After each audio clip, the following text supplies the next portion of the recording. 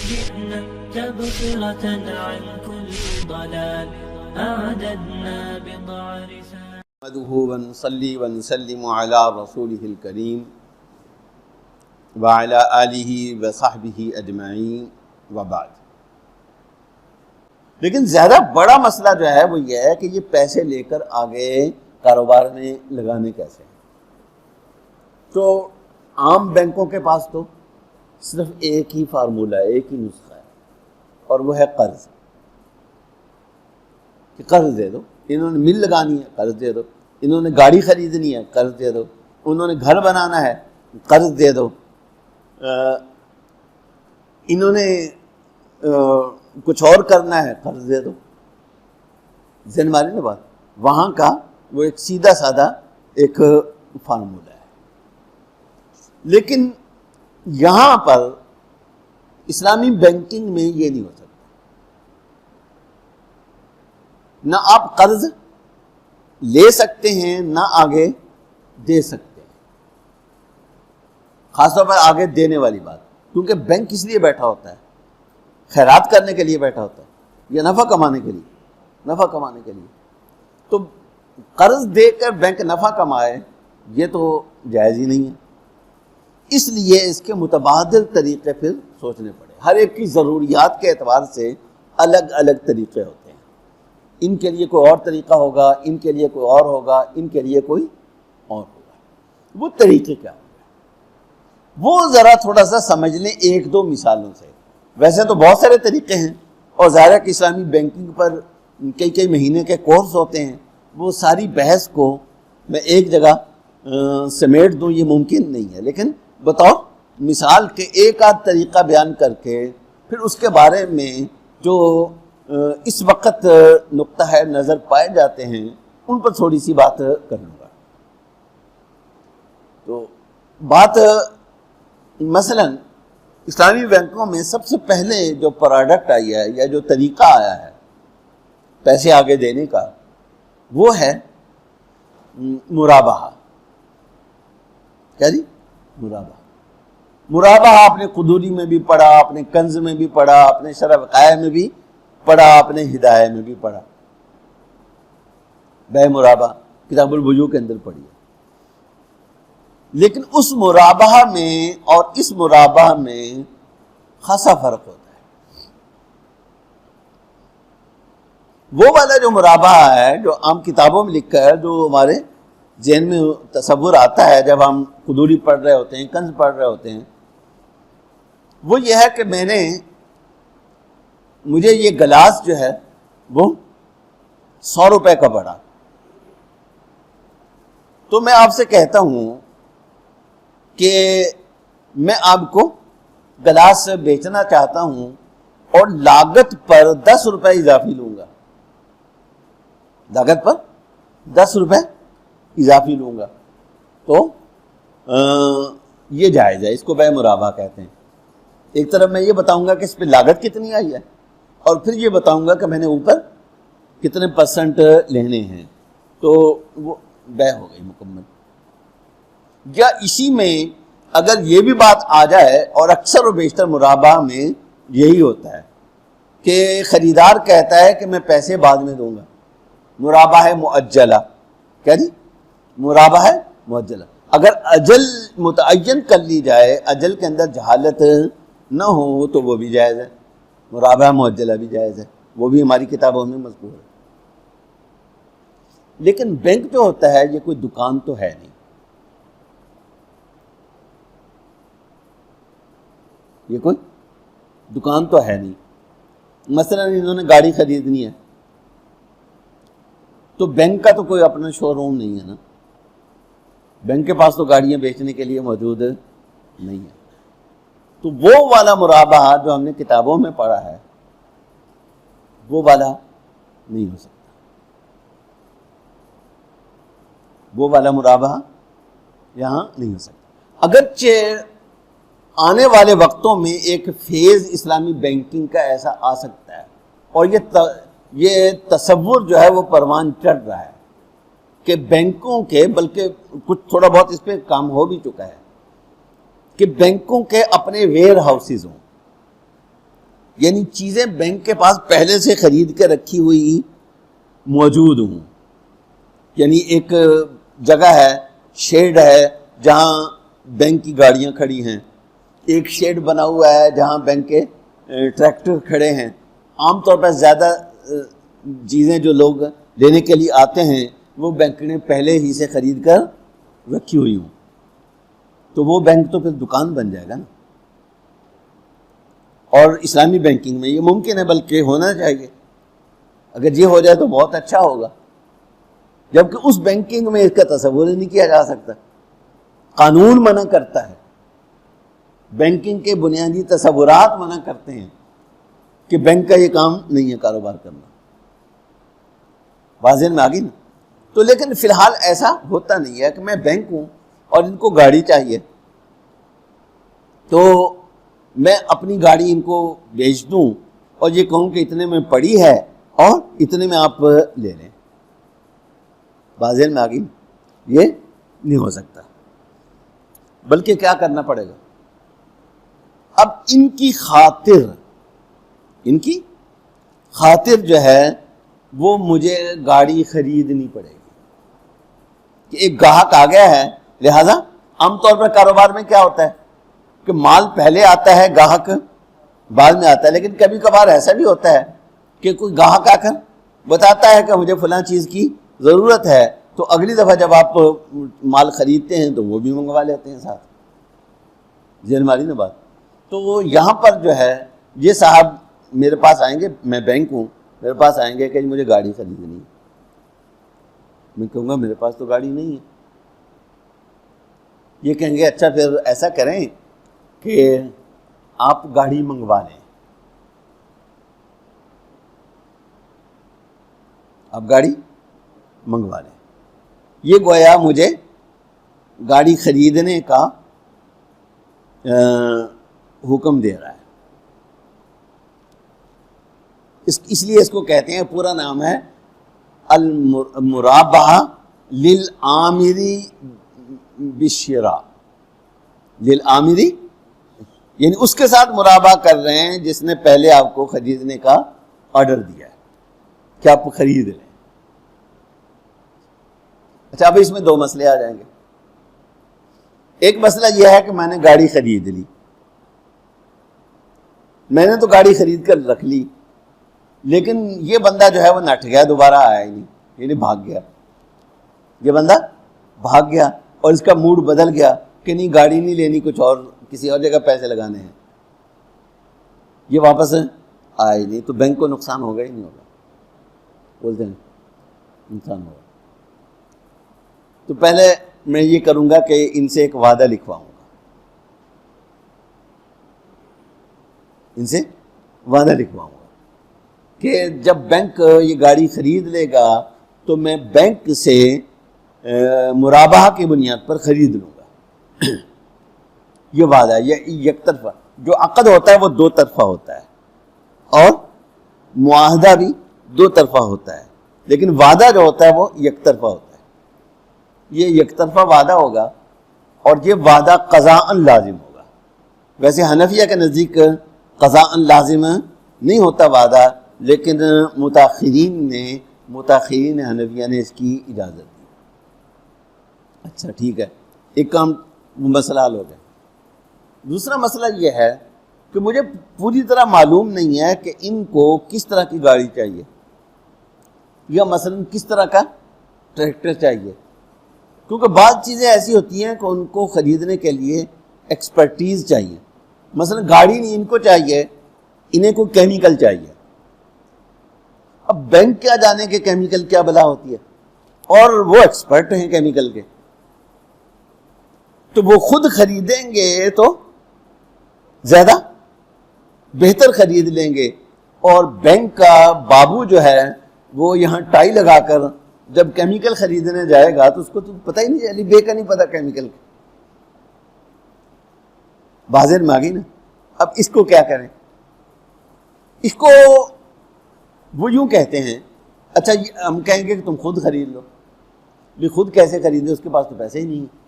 اس لیے تو بینک کے پاس آیا ہے کہ اس نے کیمیکل خریدنا ہے لیکن پیسے نہیں. تو بینک یہ کہے گا کہ ایک اور، یعنی پہلے ایک وعدہ ہوا، ایک معاملہ یہ ہوا، اس کے بعد پھر بینک ان کو وکیل بنا دے گا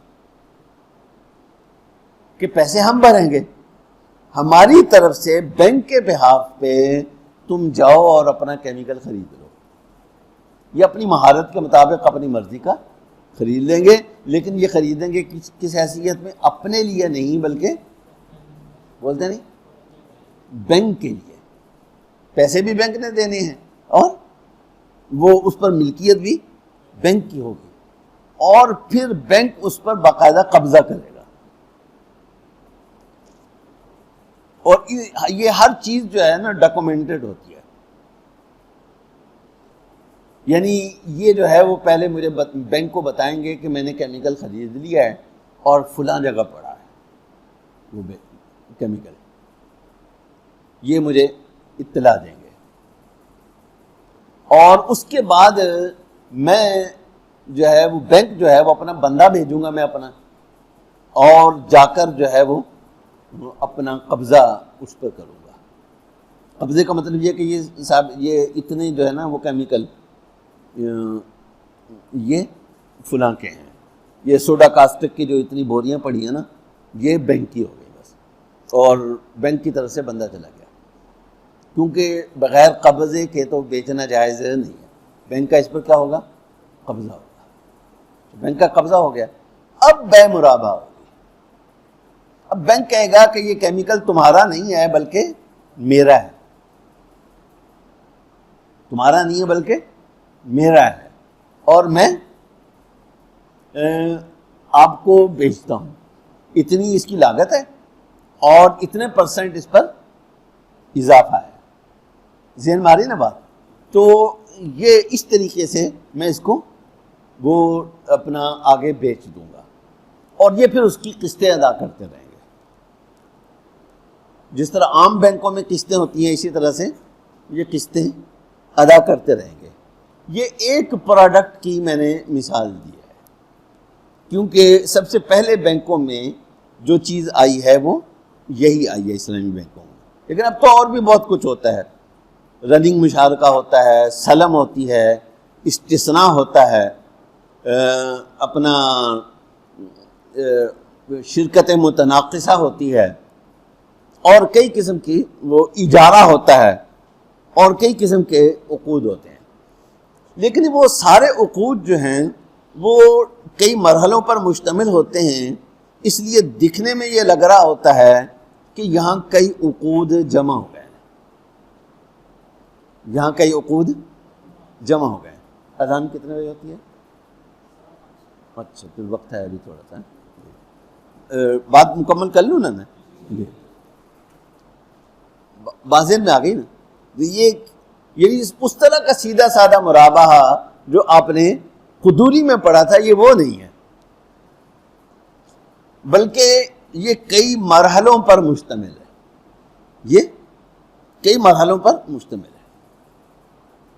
لیکن وہی بات پھر آ جاتی ہے فرق کی، کہ فرق تو کوئی نہ ہوا، بس یہ کہ اتنا لمبا چکر چلایا اور اپنا 100 روپے کے کیمیکل میں 10 روپے نفع کما لیا میں نے اتنی مدت کے اندر، اور اس کنونشنل بینک میں نے بھی قرضہ دے کر، یعنی بیع و شراء کی بجائے قرضہ دے کر اتنا ہی نفع اس نے بھی کمایا، اس نے بھی 10 روپے کمایا اتنے ہی کیمیکل پر اتنی مدت پر، اور میں نے بھی اتنے ہی کمائے، تو بات تو ایک ہوگی نا، کان ادھر سے پکڑیں یا ادھر سے پکڑیں، بازن میں آگے یہ بنیادی سوال ہے کہ نتیجہ ایک ہے، لیکن ایک فرق پہلے بتا چکا ہوں میں کہ بینکنگ کی ماہیت ہی تبدیل کرنی پڑے گی اگر اسلامی بینکنگ آپ شروع کریں گے تو، اور دوسرا فرق مثال کے طور پر وہ یہ ہے کہ انہوں نے وہ 100 روپے کا کیمیکل خریدا تھا نا، اور قسطیں متعین ہوئی تھیں، لیکن بر وقت انہوں نے قسطیں ادا نہیں کی، بر وقت، اور انہوں نے اس کنونشنل بینک سے یعنی سودی بینک سے وہ کیمیکل کے پیسے لیے تھے اور انہوں نے بھی بر وقت قسطیں ادا نہیں کی. یہ بھی پیسہ دینے سے بھاگ گیا, وہ بھی بھاگ گیا, یہ بہت تاخیر کر دی. بات ذہن میں آ رہی ہے نا؟ تو اب کیا ہوگا؟ دونوں میں فرق ہوگا. فرق یہ ہوگا کہ وہاں جو ہے جو یہ ڈیفالٹ کریں گے, ڈیفالٹ کا مطلب یہ کہ یہ وقت پہ ادا نہیں کر پائیں گے قسط, تو اس کے نتیجے میں ان کا میٹر چل پڑے گا. یعنی جتنا وقت گزرتا جائے گا سود بڑھتا چلا جائے گا, سود بڑھتا چلا جائے گا. بات پتہ نہیں سمجھ میں آ رہی نہیں آ رہی؟ سود بڑھتا چلا جائے گا. تو اس لیے یہاں ڈیفالٹ میں بعض اوقات بینک کو فائدہ ہوتا ہے. یعنی اگر تو ان کے پاس دوسری جگہ موجود ہے جہاں ان سے پیسہ واپس لے کر زیادہ منافع پہ لگا سکتے ہیں, پھر تو اس ڈیفالٹ سے ان کو بینک کو نقصان ہو رہا ہے. لیکن اگر کوئی اور جگہ ان کے پاس موجود نہیں ہے کہ پیسے کہاں لگائیں, تو ان کو پتہ چلے گا کہ ڈیفالٹ ہو گیا ہے وہ, تو ان کے لیے تو بہت بڑی خوشخبری ہوگی. یہ تو اچھے سے ریسٹورنٹ پہ جا کر آپ کو دعوت کھلا دیں گے کہ میرے پاس پیسے واپس آتے تو انہوں نے بڑھنا نہیں تھا, اور اب اس کے پاس ہیں تو جتنا وہ تاخیر کرتا چلا جائے گا میرا منافع بڑھتا چلا جائے گا. جبکہ اسلامی بینک میں ایسا نہیں ہوگا. اسلامی بینک کے لیے ڈیفالٹ ہمیشہ بری خبر ہے, کیونکہ 100 روپے میں وہ کیمیکل مجھے پڑا تھا نا, اور قسطوں پہ میں نے ان کو 110 کا دیا. یہ 1000 سال بھی لیٹ کر دیں تب بھی 110 سے اوپر میں 1 روپیہ ان سے نہیں چارج کر سکتا. میرا منافع 10 روپے ہی رہے گا, وہ منافع بڑھے گا نہیں. اس لیے بینک کے لیے جو ہے, اسلامی بینک کے لیے ڈیفالٹ ہمیشہ بری خبر ہے, اور کنونشنل بینک کے لیے اکثر و بیشتر یہ ایک اچھی خبر ہوتی ہے کہ چلو پیسہ لگا ہوا ہے, پیسے کا منافع بڑھ رہا ہے, آٹومیٹک بڑھ رہا ہے, میٹر چل رہا ہے, تو وہ چلتا رہے. ایک فرق یہ بھی ذہن میں آ گیا. اچھا, اب آئیے اس کے بارے میں, یعنی اسلامی بینکنگ کے بارے میں موجودہ دور میں کیا کیا نقطہ ہے نظر پائے جاتے ہیں, کیا کیا نقطہ ہے نظر پائے جاتے ہیں. تو اس میں ایک نقطہ نظر تو وہ ہے جنہوں نے اس بینکنگ کو کھڑا کیا ہے عالم اسلام میں, اور ان میں ایک بڑا نام صرف پاکستان کی حد تک نہیں بلکہ پوری دنیا کے اندر حضرت مولانا مفتی تقی عثمانی دامت برکاتہم کا ہے. اور اس کے علاوہ بھی کئی اور بڑی بڑی شخصیات, علمی شخصیات دنیا کی اس میں لگی ہیں. تو ظاہر ہے کہ وہ تو اس کو جائز ہی کہیں گے, جائز ہے تبھی تو انہوں نے اس کو شروع کیا یا کروایا. اگر وہ ناجائز سمجھتے ہوتے تو نہ کرتے. وہ اس کو کیا کہتے ہیں؟ جائز کہتے ہیں. واضح میں آگے بات, اس لیے کہ یہ جتنے بھی معاملات ہیں, ایک تو وہ یہ کہتے ہیں کہ سارے ہماری فقہ کی کتابوں میں لکھے ہوئے ہیں, اور دوسرا یہ کہ یہ ایک دوسرے کے ساتھ مشروط نہیں ہوتے, بلکہ یعنی ان کی طرف سے آرڈر مجھے مل رہا ہے کہ میں نے کیمیکل لینا ہے, وہ الگ ہوگا. پھر ان کی طرف سے وعدہ کہ جب بینک خرید لے گا تو میں لے لوں گا مرابعہ پر, وہ ایک الگ ہو رہا ہے. اور پھر بینک خریدتا ہے یا یہ بینک کے وکیل بن کر خریدتے ہیں, یہ الگ ہو رہا ہے. اس پر قبضہ یہ الگ ہو رہا ہے. اور اس کے بعد پھر میں عقد مرابعہ ان سے آخر میں جا کر کرتا ہوں, وہ الگ ہو رہا ہے. اس لیے یہ سارا کام جو ہے وہ جائز ہے, واضح ناگن. لیکن بہرحال اتنی بات تسلیم کرنی پڑے گی کہ یہ اسلامی بینکنگ بین ہی اسی انداز سے ہم نے فقہ کی کتابوں سے اٹھائی ہو، ایسا ہرگز نہیں ہے، بلکہ اس میں بہت بڑا اجتہاد انوالو ہے، ایک بہت بڑے اجتہاد کا عمل دخل ہے، یعنی بہت اونچے لیول کا اجتہاد جو اجتہاد مطلق کے قریب قریب پہنچ جاتا ہے۔ اس کی ایک مثال دوں میں آپ کو، بینکوں کی دنیا میں سکوک ہوتے ہیں۔ سکوک کا لفظ شاید آپ نے سنا۔ سکوک کیا ہوتے ہیں؟ اس کی بڑی پیچیدہ سٹرکچرنگ ہوتی ہے، سٹرکچر اس کا بڑا پیچیدہ ہوتا ہے، لیکن خلاصہ آپ یوں سمجھیں کہ مثلا پاکستان کے پاس موٹر وے ہے، لاہور سے اسلام آباد تک فرض کر لیں، M2 ہے، یا فرض کریں کراچی کا ایئرپورٹ ہے، اسلام آباد کا ایئرپورٹ ہے، لاہور کا ایئرپورٹ ہے، تو یہ بھی فرض کر لیں کہ یہ ایئرپورٹ حکومت کا ہے بھی حکومت کا ہی، کیونکہ حقوق پرائیویٹ بھی جاری ہوتے ہیں اور حکومتیں بھی جاری کرتی ہیں۔ تو کیا کرتے ہیں؟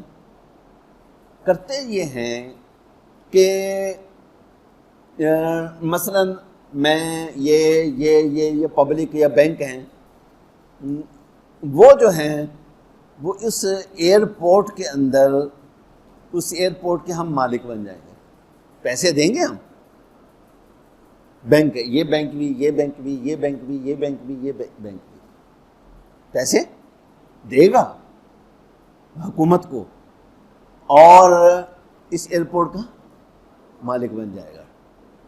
اچھا، ہم نے وہ ایئرپورٹ خرید تو لیا، لیکن ایئرپورٹ میرے تو کسی کام کا نہیں ہے، ان کے کسی کام کا نہیں، انہوں نے، ان کی کون سی وہ اپنا وہ ہے، کوئی ایئر لائن ہے، وہ سیال ایئر جو ہے وہ ان کے علاقے کی، وہ ان کی تو نہیں ہے نا جی، تو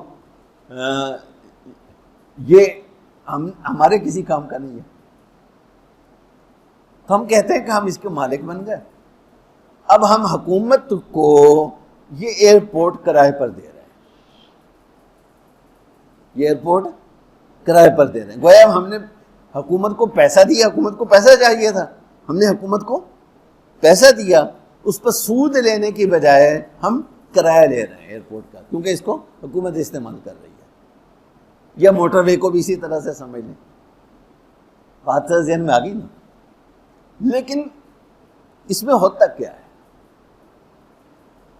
ہوتا یہ ہے کہ میری ملکیت آ گئی ہے، لیکن جس طرح کی ملکیت آپ قدوری کنز پڑھ کر سوچ رہے تھے، وہ ملکیت یہاں نہیں ہے۔ اس کو کہتے ہیں بینیفیشل اونرشپ، بینیفیشل اونرشپ۔ اس ایئرپورٹ کو ہم سارے جو ہے، مثلا 4 بینکوں نے جو ہے وہ مل کر جو ہے وہ پورا کا پورا ایئرپورٹ خرید لیا، سارے حقوق جو جاری ہوئے تھے وہ 4 بینکوں نے خرید لیے۔ اب 4 بینک اس کے کیا بن گئے؟ مالک بن گئے۔ یہ ان 4 بندوں نے خرید لیا، یہ اس کے کیا بن گئے؟ مالک بن گئے۔ اچھا، مالک بننے کے بعد یہ کہہ دیں کہ ہم کرائے پر نہیں دیتے، بلکہ ہم یہ سارا گرا کر یہاں بیریئر ٹاؤن بنانا چاہتے ہیں، تو کیا اس کی اجازت ہوگی؟ نہیں۔ اسی سٹرکچر میں ایسی باتیں لکھی ہوتی ہیں کہ ہم یہ نہیں کر سکتے، بلکہ اسی کو کرائے پر دینا ہوگا۔ حتیٰ کہ بعض اوقات تو جو بیلنس شیٹ ہوتی ہے اس میں بھی حکومت کی بیلنس، یعنی حکومت کی بیلنس شیٹ سے ایئرپورٹ نکل جانا چاہیے، کیونکہ اس کی ملکیت نہیں رہا، ہماری ملکیت میں آ گیا ہے، اور بعض اوقات ایسا بھی نہیں ہوتا۔ اس کو کہتے ہیں بینیفیشل اونرشپ۔ یہ ایک نیا تصور ہے اور اس پر کافی لکھا جا چکا ہے، خاص طور پہ عربی میں، عرب دنیا میں اس پر کافی زیادہ لکھا جا چکا ہے۔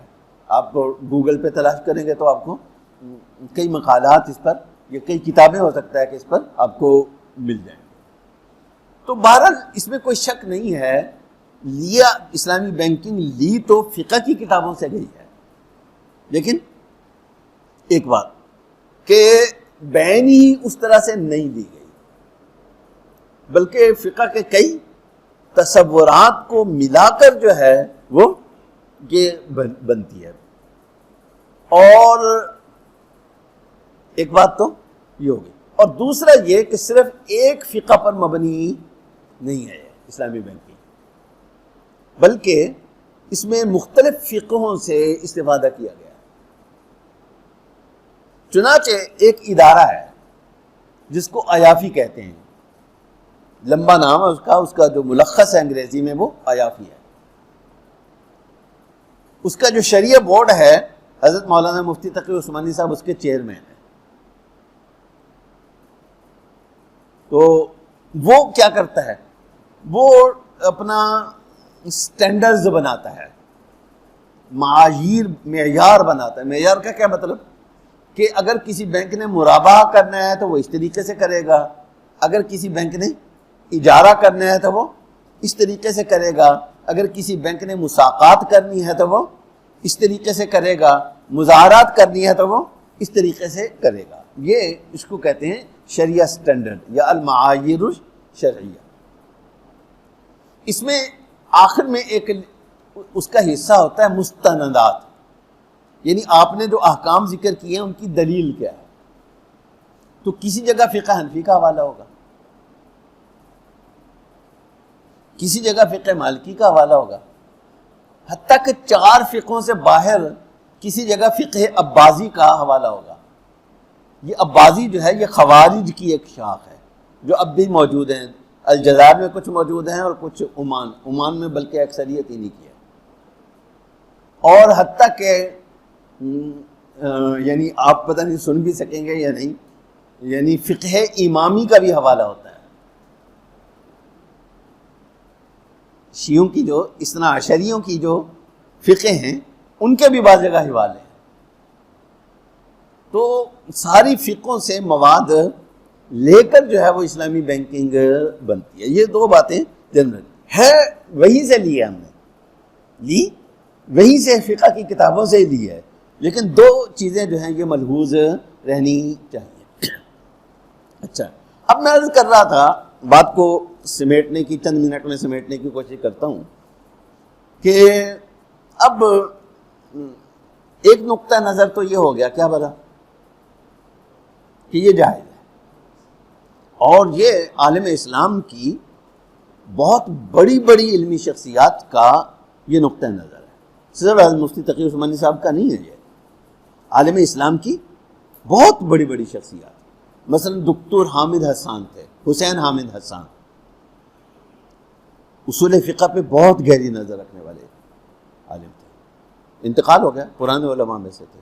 اور اسی طرح بھی کچھ عرصہ پہلے انتقال ہوا ہے ڈاکٹر یوسف قرضاوی، ذہن ماری نا بات. دکتور محمد مصطفیٰ زرقاء یا مصطفیٰ زرقاء، ان کے والد بھی بہت بڑے حنفی فقیہ تھے اور یہ خود بھی بہت بڑے حنفی فقیہ ہیں. اور اس طرح سے عالم اسلام کی بہت بھاری بھرکم شخصیات جو ہیں، علمی شخصیات، مسلمہ علمی شخصیات، جو علم، تقوی، تدین، ہر چیز میں ان پر اعتماد کیا جاتا ہے، ان کا یہ نقطہ نظر ہے. دوسرا نقطہ نظر ہمارے بعض دوسرے علماء کا ہے، اور وہ بھی صرف پاکستان کے علماء نہیں ہیں، اس میں بھی پاکستان سے باہر کی بھی علمی شخصیات شامل ہیں. مثلا پاکستان کے اندر اس کو جو لیڈ کر رہا ہے اس نقطہ نظر کو، وہ جامعہ علوم اسلامیہ بنوری ٹاؤن ہے. وہ اس نقطہ نظر کو لیڈ کرتا ہے. وہ نقطہ نظر ہے، ایک رائے ہے، ان کے دلائل ہیں، وہ ہم اس پر عمل کریں نہ کریں، لیکن اس رائے کا احترام ہم پر واجب ہے. واضح ماگی نا. ان کے یہی 2 بڑے اشکال ہیں.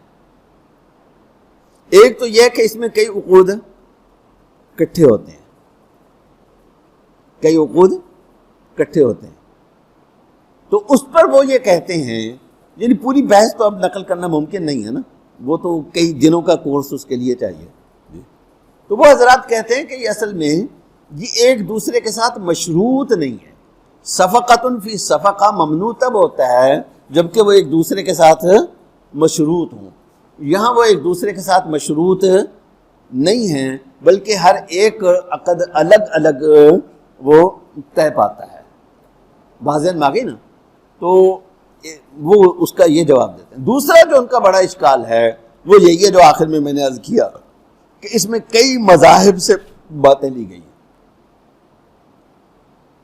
تو اس کا جواب یہ ہے، وہ یہ کہتے ہیں اس کے جواب میں کہ یہ ایک مجبوری ہے اور اس سے آگے پیچھے ہونا ہمارے لیے ممکن نہیں ہے. ذہن ماری نا بات؟ کیونکہ جو ایک فقہ کی پابندی ہے کہ آپ صرف ایک فقہ کی تقلید کریں، یہ کوئی شرعی حکم نہیں ہے. یہ ذہن میں رکھیں، ہمارے بزرگوں نے یہ بات لکھی ہے. یہ شرعی حکم نہیں ہے، یہ انتظامی حکم ہے اتباع ہوا سے بچنے کے لیے. اور جب سارا سسٹم جو ہے وہ ایک آدھ آدمی کے ہاتھ میں نہیں ہے بلکہ پورے بورڈ، بڑے بڑے بورڈ، کئی جید علماء پر مشتمل جو مجالس ہیں وہ چیزیں طے کر رہی ہیں، تو اس میں اتباع ہوا کا عنصر شامل نہیں رہتا. اس لیے وہ کہتے ہیں کہ یہاں پر اس کی گنجائش ہے. بات ذہن میں آ گئی نا؟ یہ کیا ہو گیا؟ یہ دوسرا نقطہ نظر ہو گیا. تیسرا نقطہ نظر، تیسرا، یہ دو نقطہ نظر تو ان حضرات کے ہیں جو افتاء کے شعبے سے وابستہ ہیں. ایک تیسرا نقطہ نظر، وہ تیسرا نقطہ نظر یہ ہے کہ یہ عقد ٹھیک ہوا یا نہیں ہوا، صفقۃ فی صفقۃ ہوا یا نہیں ہوا، وغیرہ وغیرہ. یہ بحثیں جانے مفتیان کرام. ہمارے لیے مسئلہ یہ ہے کہ پورا کا پورا سرمایہ دارانہ نظام جو ہے وہ استحصال پر مبنی ہے. غریبوں کو نچوڑ کر دولت اوپر کی طرف، امیروں کی طرف جائے. تو یہ نتائج جو ہیں جس طرح اس بینک پہ سودی بینک میں مرتب ہو رہے ہیں، نتائج بین ہی یہاں پر بھی وہی ہیں. سٹرکچر کا فرق ہے اور اسی بنیاد پر جائز کہتے ہیں. لیکن اس میں کوئی شک نہیں کہ فی الحال نتائج دونوں کے بولتے نہیں ملتے جلتے ہیں. بالکل ایک نہ بھی ہوں تو ملتے جلتے ضرور ہے. فرق ہے تھوڑا سا، وہ اب اس میں جاؤں گا تو بات لمبی ہو جائے گی، لیکن کافی حد تک نتائج ملتے جلتے ہیں. تو وہ کہتے ہیں کہ جب وہی نتائج حاصل کرنے تھے تو پھر اتنے تکلف کی ضرورت کیا تھی. بازن ماگی یہ بات ایک حد تک ان کی صحیح ہے، اور ان کے کئی سوالات اسلامی بینکنگ پر ہیں وہ بھی درست ہیں. فقہی اعتبار سے تو درست نہیں ہیں، لیکن مقاصد شریعت کے اعتبار سے. مثلا بینک عام لوگوں کا پیسہ لیتے ہیں مضاربہ کی بنیاد پر اور نفع کماتے ہیں، لیکن اس نفع کا بینک کے مالکان کو جو پورشن جاتا ہے وہ بہت زیادہ جاتا ہے، اور عام آدمی کو جو اس کا پورشن جاتا ہے وہ بہت کم جاتا ہے. یہ ایک مسئلہ ہے. بازن میں آ گئی نا؟ تو اب اس دفعہ جو ہے وہ میزان بینک نے پاکستانی بینکوں کے اندر سودی ہوں یا غیر سودی سب سے زیادہ نفع کمایا ہے. لیکن عام آدمی کو جو میزان بینک میں ملے گا، کوئی بھی اسلامی بینک ہو، وہ 5، 6، 7، 5 تک بھی مشکل پہنچتے ہیں. اتنے فیصد ہوتا ہے، اتنا فیصد ہوتا ہے. البتہ بینک آف خیبر چونکہ مضاربہ کی بجائے مشارکت پر مبنی ہے تو وہاں کچھ ٹیکنیکل چیزوں میں فرق آ جاتا ہے. تو اس کی وجہ سے وہاں عام طور پر ڈپازیٹر کو نفع نسبتاً زیادہ مل جاتا ہے، اس کا تھوڑا سا فائدہ ہو جاتا ہے. پتہ نہیں بات سمجھ میں آئی یا نہیں ہے. تو یہ تیسرا نقطہ نظر یہ ہے. یہ نقطہ نظر اصل میں افتاء کی نوعیت کا نہیں ہے، بلکہ یہ عمومی جو معاشی نظام ہے اس کے حوالے سے. تو اس کے جواب میں ہم تسلیم کرتے ہیں یہ بات. ہم یہ کہتے ہیں کہ ابھی ہم اس مرحلے تک پہنچے نہیں ہیں، کیونکہ بات یہاں سے چلی تھی کہ پہلے تو ہم نے ہاتھ کھڑے کر دیے تھے کہ بینکوں نے تو بدلنا نہیں ہے، ہم ہی بدل جائیں. بات تو یہاں سے چلی تھی نا کہ یا میں بدل جاؤں یا پھر میں ہی بدل جاؤں. تو یہ اسلامی بینکوں نے کم از کم اتنی جرات تو ضرور کی ہے کہ یہ کہا ہے کہ یا تم بدل جاؤ یا ہم بدل جاتے ہیں یا تم بدل جاؤ, تمہیں بدلنا پڑے گا, بینک کو بدلیں گے ہم. یہ بھی ایک بہت بڑا قدم ہے, اور ظاہر ہے کہ یہ بینکنگ جو ہے موجودہ یہ کئی صدیوں میں یہاں تک پہنچی ہے. تو یہ حضرات کہتے ہیں کہ اسلامی بینکنگ کو بھی کچھ وقت دینا چاہیے. ابھی تو اس کی عمر آدھی صدی بھی نہیں بنتی, اور وہ کئی صدیوں میں یہاں تک پہنچے ہیں. تو اس لیے اس کو وقت ملنا چاہیے, کیونکہ فی الحال اسلامی بینکنگ جو ہے وہ مشکل حالات میں کام کر رہی ہے. اس لیے اتنا بھی ایک غنیمت ہے کہ عقود کی حد تک اس میں ربا لازم نہیں آتا. کم از کم سود سے بچ گئے ہیں, چاہے وہ مقاصد جو ہیں وہ مرتب جو ہونے چاہیے وہ مرتب نہ ہو. ذہن مانے بات. لیکن بہرحال اسلامی بینکوں کو اس پر غور ضرور کرنا چاہیے کہ آہستہ آہستہ ایک روڈ میپ بنائیں کہ ہم اگلے 20 سال میں مقاصد شریعہ میں اس جگہ پہ کھڑے ہوں گے, اگلے 50 سال میں اس جگہ کھڑے ہوں گے, اور اس سے آگے اس جگہ کھڑے ہوں گے. بس آخری ایک بات کر کے میں اپنی بات کو سمیٹتا ہوں. وہ یہ ہے کہ ایک سوال ہوتا ہے کہ ٹھیک ہے یہ سارے معیار جو ہیں طریقے یہ علماء نے طے کیے ہیں, لیکن علماء نے تو طے کر کے دے دیے ہیں. اب ہمیں کیا پتا کہ بینک اس پر عمل ٹھیک کرتا ہے نہیں کرتا. اب مولانا تقی عثمانی صاحب میزان بینک کی ہر برانچ میں جا کر بیٹھ سکتے ہیں, چیک کر سکتے ہیں, بولتے ہیں انہوں نے طریقہ بنا کر دے دیا, لیکن آگے وہ پتہ نہیں کیا کرتے ہوں گے. یہ ایک سوال بہت کثرت سے ہوتا ہے. تو اس کو ذرا تھوڑا سا سمجھ لیں کہ ایسا نہیں ہے, اتنا آسان کام نہیں ہے, کیونکہ اسلامی بینکنگ جو ہے وہ بھی اسٹیٹ بینک کے کنٹرول میں ہوتا ہے, اور اسلامی بینکنگ کا شعبہ اسٹیٹ بینک میں بالکل الگ ہے, دوسری بینکنگ کا الگ ہے, یہ بالکل الگ ہے. اور وہ کنٹرول جب کرتا ہے تو اس میں کئی چیزیں ہوتی ہیں. ایک تو ہر بینک کا جس طرح آڈٹ ہوتا ہے, عام آڈٹ ہوتا ہے, اسی طرح ایک شریعہ آڈٹ ہوتا ہے بینک کا. اور اسٹیٹ بینک کہتا ہے کہ وہ آپ کی جو آڈٹ کی ٹیم ہے وہ اس میں آڈٹ کے ملازم ہیں, اس میں کم از کم ایک شریعہ سکادر ہونا چاہیے, ایک مفتی ہونا چاہیے. اس میں واضح میں آگے نا. تو ہر بینک جو ہے اس کا ایک اندرونی آڈٹ ہوتا ہے, شریعہ آڈٹ, یعنی یہ چیک کیا جاتا ہے جا کر کہ یہ سارے کام, اور وہ آڈٹ رپورٹ جو ہے وہ شریعہ بورڈ کے سامنے آتی ہے, اور شریعہ بورڈ کہتا ہے کہ یہ کام غلط ہوا ہے, اب اس پہ یہ ایکشن لینا ہے. وہ طے کرتا ہے کہ اب اس پر یہ ایکشن لینا ہے, اس غلطی پر یہ کرنا ہے, اس غلطی پر یہ کرنا ہے. دوسرا ہوتا ہے اس میں ایکسٹرنل آڈٹ, یعنی باہر کی کسی کمپنی کو بلا کر اس سے آڈٹ کروایا جاتا ہے. وہ ساری چیزیں چیک کرتے ہیں کہ اس طریقہ کار کے مطابق ہوئی یا نہیں ہوئی. بات ذہن میں آ گئی؟ اچھا, 2 کام ہو گئے.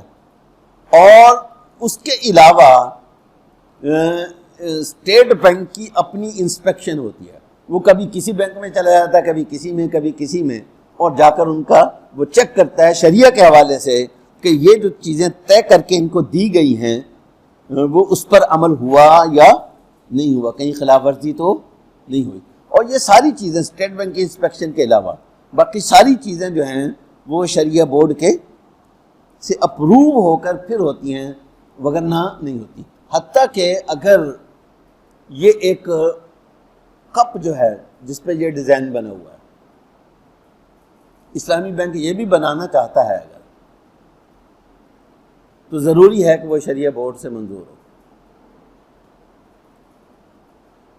بینک کے باہر جو بورڈ لگنا ہے,